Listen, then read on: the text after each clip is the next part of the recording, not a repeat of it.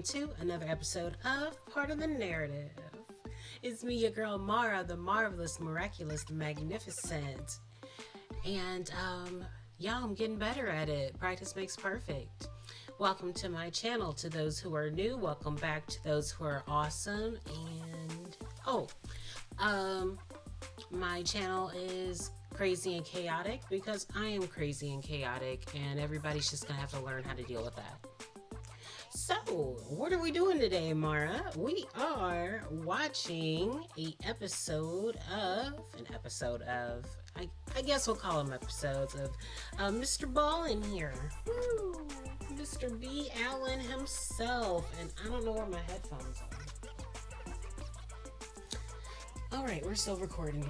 I was not actually planning on doing a video today, but hey, you know, you gotta move when the mood strikes you, right? Something like that. Alright. Let's see. Let's go ahead and transition this. Oh, no, I'm not ready. I'm not ready.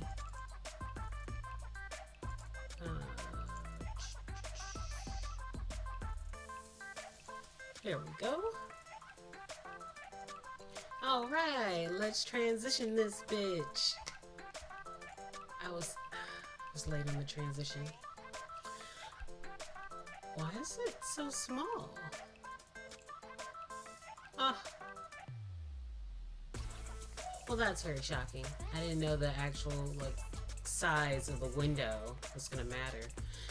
So this is the latest one. It's from 2 days ago. It says the entire village dropped dead overnight.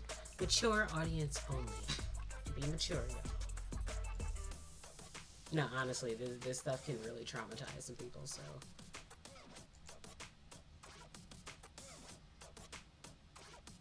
There we go. Why? Oh, my poor computer. Just hang in there, bro. Come on, you can do it.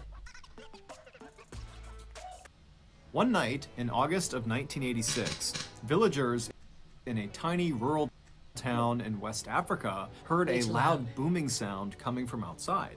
Most of the villagers thought this sound was thunder, others had no idea what it was, but the noise seemed insignificant. Little did they know, that sound was actually a death sentence. They just didn't know it yet. This story sounds like it was pulled straight out of an apocalypse movie, except it really happened.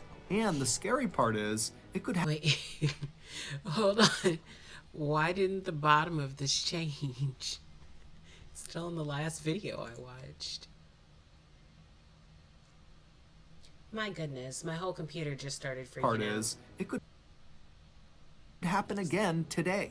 But before we get into that story, if you're a fan of the strange, dark, and mysterious delivered in story format, then you've come to the right place because that's all we do, and we upload once a week. So, if that's of interest to you, please offer to make the like button a s'more, but instead of chocolate, use mud. Also, please subscribe to our channel and turn on all notifications so you don't miss any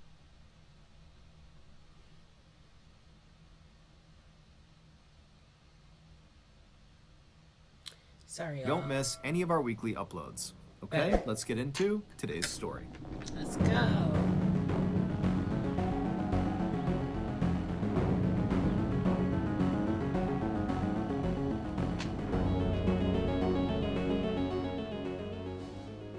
Before sunrise on August 22nd, 1986, a man named Ephraim Che woke up feeling groggy and confused. As he lay in his bed inside of his small mud brick house perched up on a cliff, he tried to remember what happened the night before.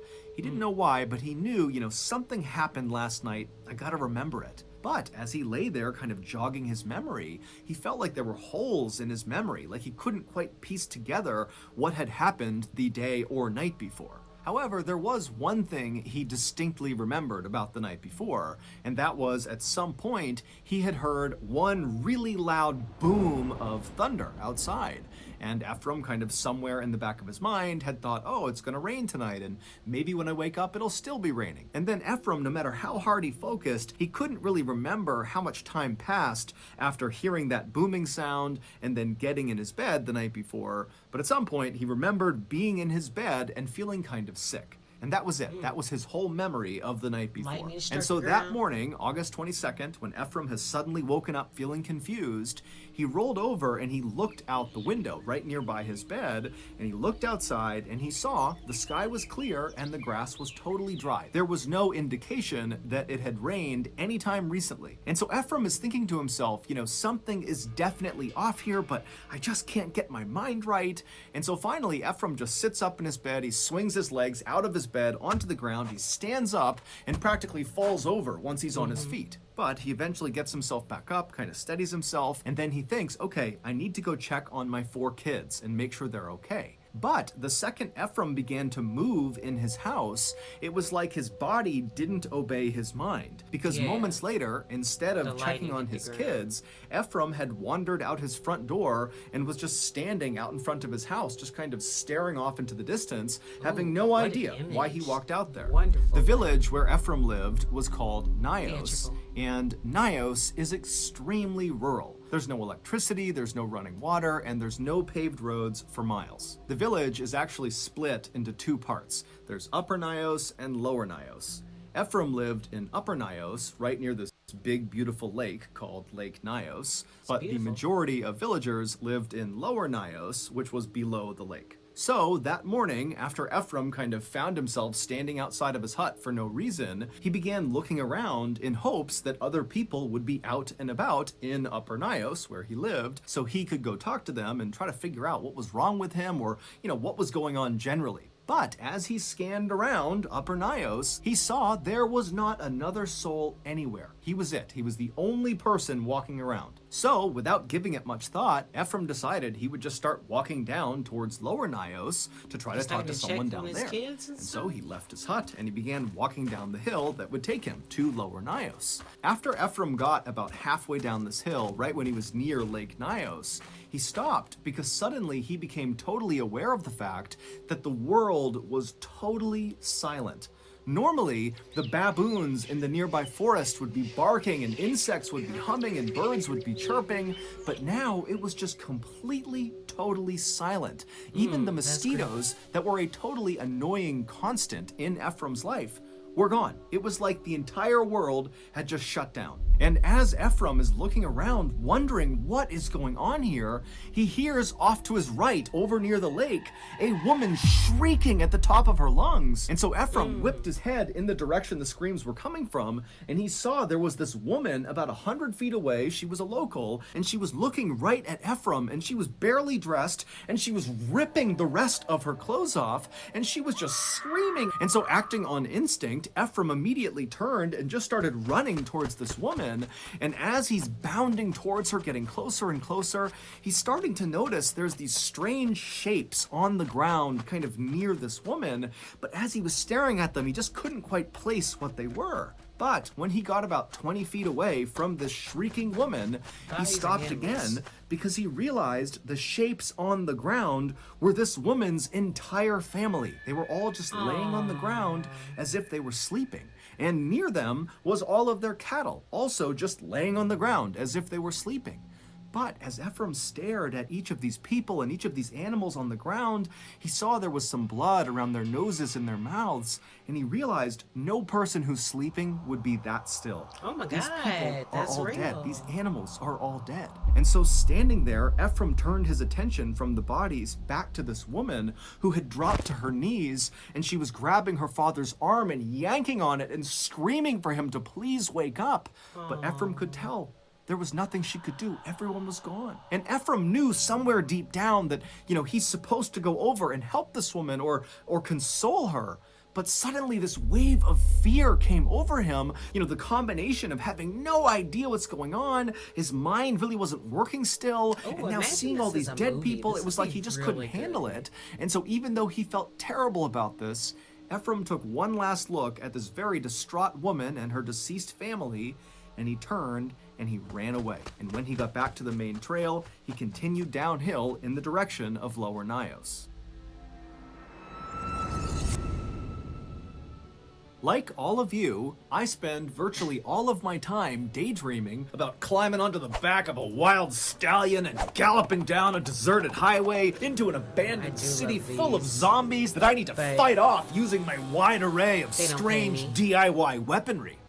And download the game, and you could potentially win some of that money. In Doomsday, which is attack the enemy strategically. Also, you can a fighter. Click the link in the description below and download. I got anxiety problems. $500 each. Hurry! Lungy now. Nice games, nice simple games. With a little bit of excitement. The villagers in Lower Nios lived in these tiny huts with tin roofs that were closely grouped together, and usually, even early in the morning, Lower Nios was a very happy and lively place with kids running around and animals walking in the road and music playing. But as Ephraim came down the hill and was within earshot of Lower Nios, it was deadly silent. And so with panic starting to rise inside of Ephraim, he began to run at full speed, hoping that when he turned the corner and looked down the main road of Lower Nios, he would see the people he was hoping he would see.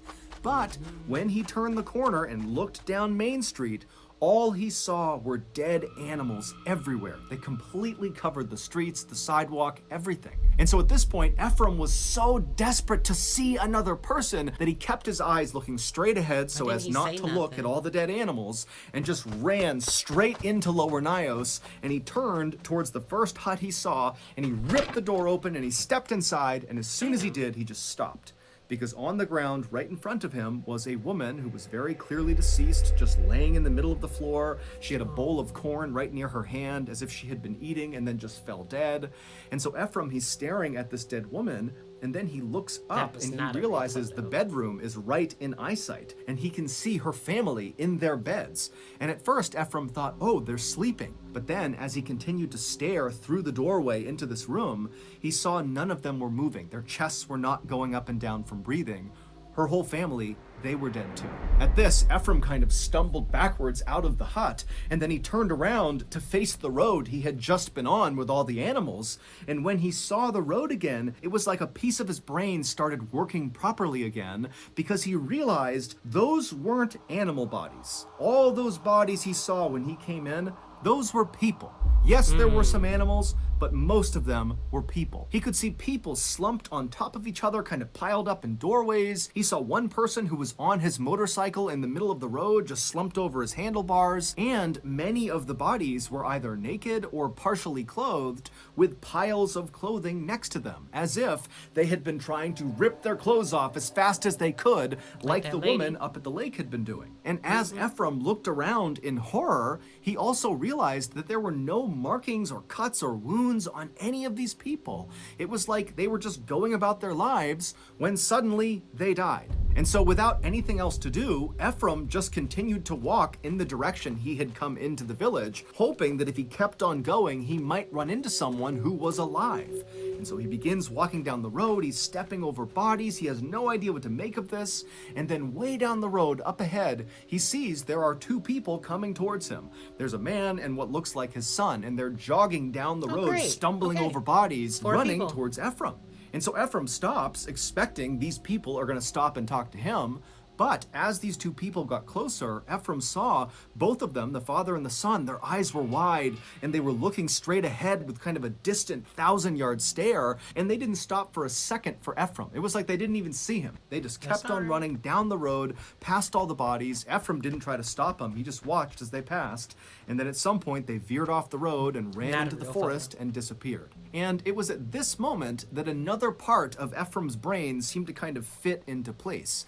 Because as he watched this father and son disappear, he suddenly had this memory come flooding back into his mind. And it was a memory of when he was a kid and his grandfather told him a story. And the story was about Nios villagers a long, long time ago who decided they wanted to cross Lake Nios from one side to the other. And so their leader magically parted the waters of Lake Nios, creating a walkway on the lake bed from one side to the other, and the villagers began to walk. And then about halfway across, a mosquito landed on the leader's shoulder, and when he went to slap the mosquito, he lost control of the waters and they came crashing down and drowned all of them. Ephraim's grandfather told Ephraim that the ghosts of these drowned villagers now resided between these two big rocks located near Lower Nios. I made my and so guess. growing up, Ephraim, along with many other people in this village, believed that because of these ghosts, Lower Nios must be haunted. And in fact, that was actually why Ephraim built his house in Upper Nios, to avoid these ghosts. And so now, as this memory of hearing this story from his grandfather has come flooding back to Ephraim, he thinks to himself, of course, all of this is the work of those ghosts. And so fearing he would be attacked next, Ephraim turned and just continued running down the road, dodging bodies as he went. And as he ran along, periodically he would stop at various tin huts and he would fling the door open in hopes he would find some survivors. But each time he went inside, everybody in there would be dead, lying in their beds or sitting in chairs or lying on the ground. But after running for quite a while, Ephraim turned to go into yet another hut, and right as he reached for the door opened on its own.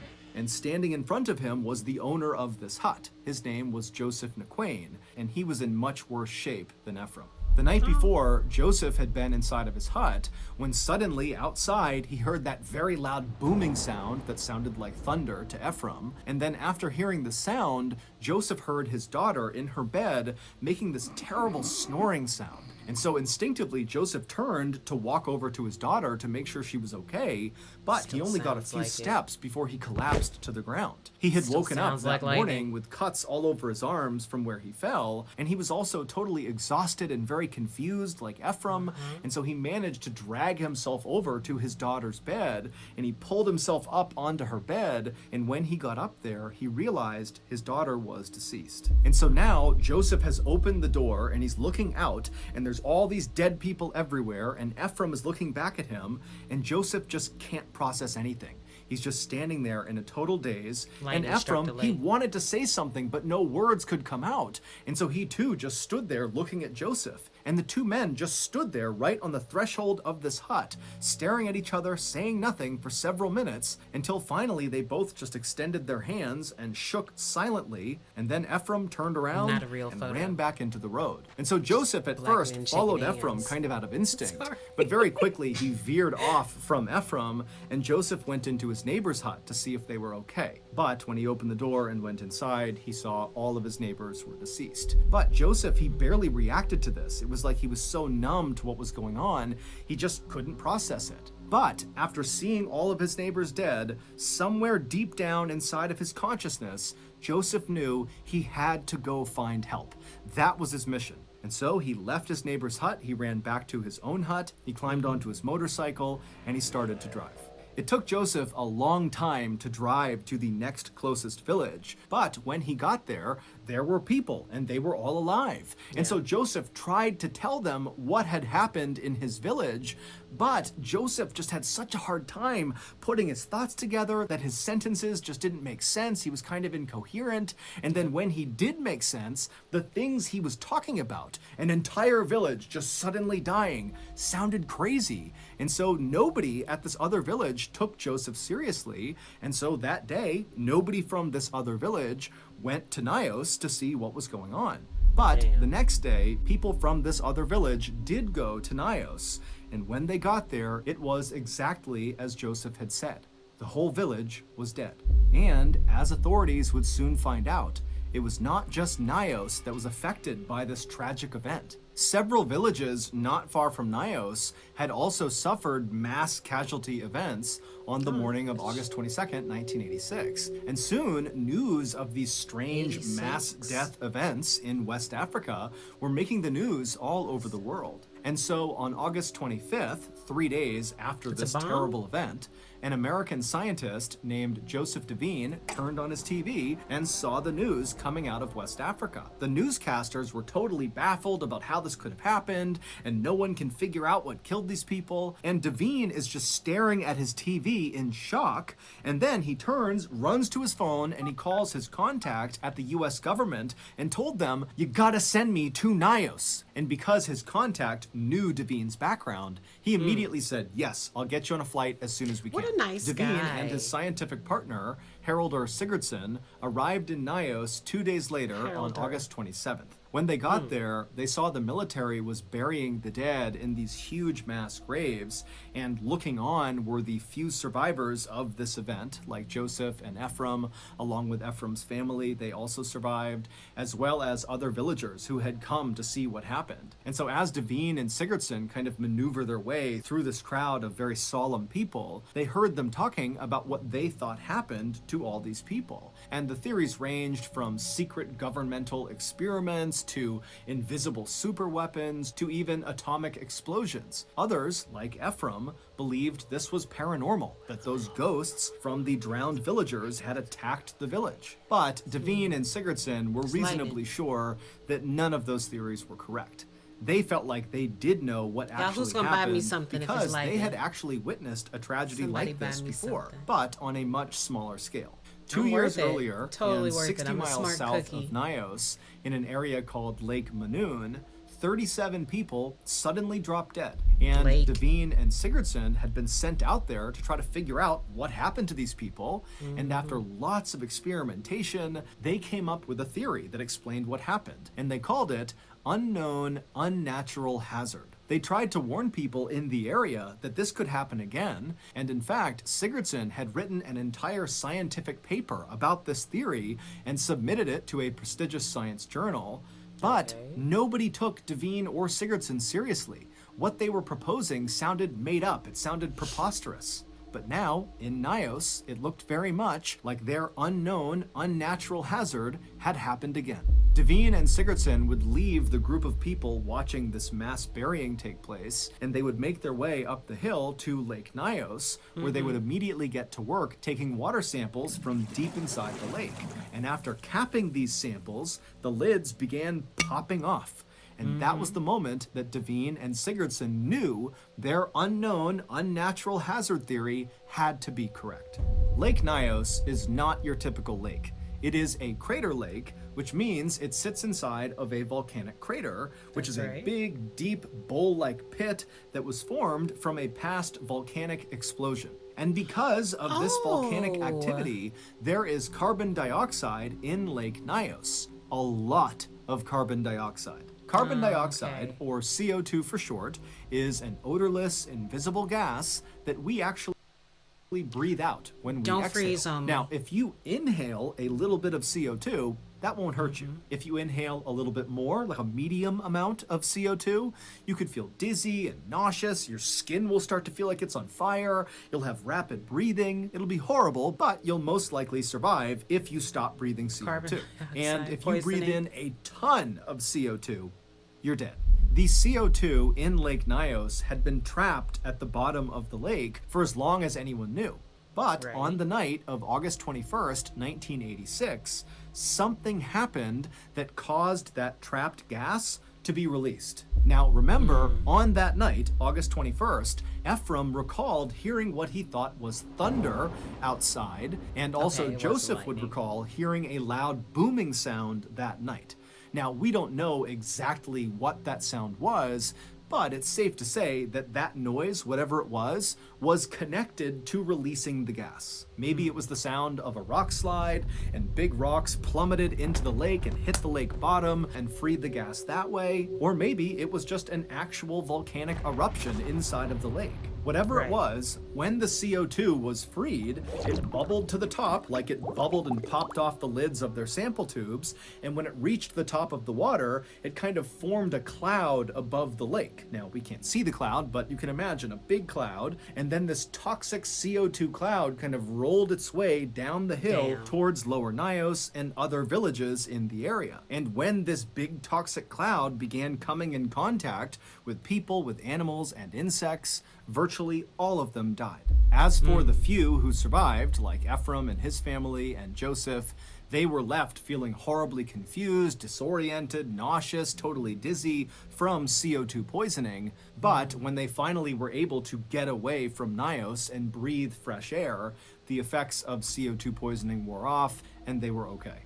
This deadly CO2 phenomenon was exactly what happened on a much smaller scale 2 years earlier at Lake Manoon. It was the unknown, unnatural hazard that Devine and Sigurdsson had tried Would you to warn call it people. unnatural, though? The official death toll Seems of pretty the natural Lake to me. Nyos disaster was more than 1,700 people and more than 3,500 livestock, although Oh my exact gosh, numbers will gone likely in an never be known. instant. Today, people have moved back into Upper and Lower Nyos, including Ephraim, despite the fact that authorities have said that lake is still very dangerous and another unknown unnatural hazard, aka a CO2 disaster, could absolutely happen again. But look how beautiful it is, though. Well, okay. So that's going to do wasn't it. lightning. If you got something out of this episode and you haven't done this already, please offer to make the like button a s'more. Yes, no, it wasn't lightning, but I'm not gonna like beat myself up over it. Like, some of the symptoms they have are just exactly like people that have been electrocuted. So I thought maybe the what do they call it? Bottom of the lake, the basin of the lake is made of some type of material that is conductive, and when electricity struck it, it spread throughout the region because of the type of clay. And I don't fucking know. As you see, I was stretching. I was reaching. I was reaching to try to find something that would match up with it. But yeah, that was very fascinating. He definitely got me. He got me. I didn't expect that. I feel so sorry for all them people just gone in an instant. Why were they all naked though? Like, they couldn't breathe, and so they were stripping out of their stuff, and that was the people that were furthest away, so they had a longer time to get exposed to the effects. I don't know. There's still a lot of unanswered questions about that, but I very much enjoyed the story. So thank you all for joining me. Please join me again. Don't find the time, make the time. Stay passionate, and I wish you every happiness. Good night.